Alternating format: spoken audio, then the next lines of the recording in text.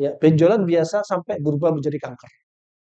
Ada yang haidnya nggak teratur, ada yang haidnya nyeri sampai setelah lepas KB dia pengen punya anak lagi, akhirnya mandul.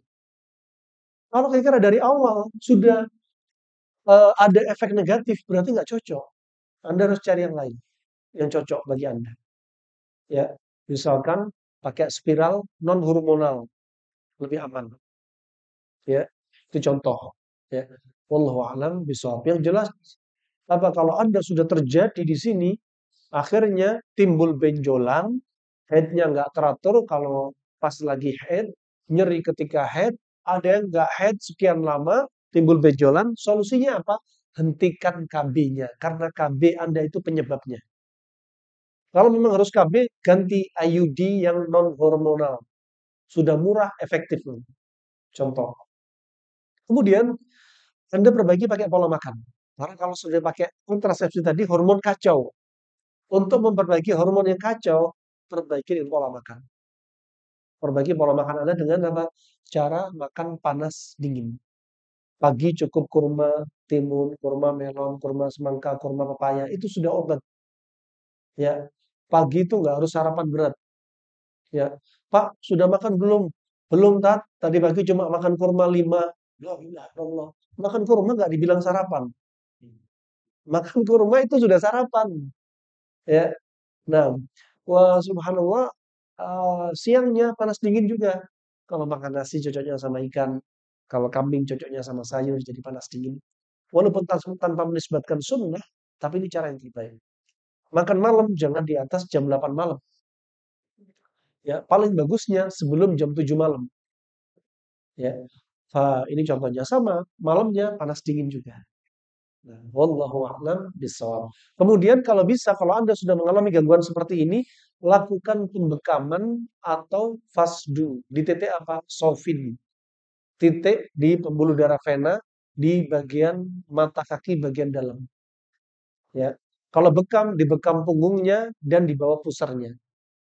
Nah, kalau mau donor darah seringnya hanya dimainkan di titik sini. Kenapa kalau memang inginnya donor? Wallahu a'lam bishawab. Berikutnya masih ada pertanyaan dari ibu-ibu.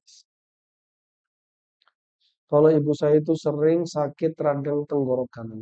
Jadi sering diberi obat penurun rasa sakit dan amoxicillin.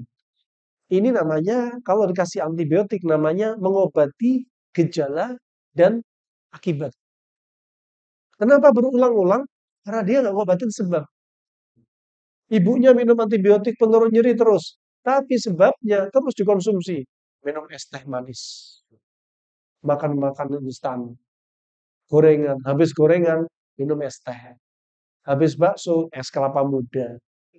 Lah kalau sakit yang disalahin, ini semua takdir Allah. Lah Anda yang makan, Allah nggak makan.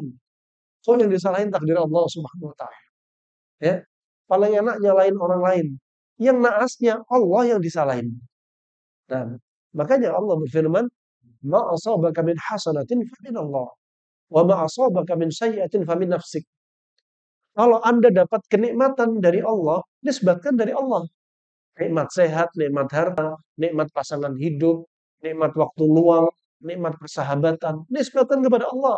Tapi kalau Anda dapat musibah, nisbatkan pada diri Anda sendiri. Itu karena dosa kita, tingkah laku kita. Ya, makanya jaga pola makan, jangan kakek pola ketika makan.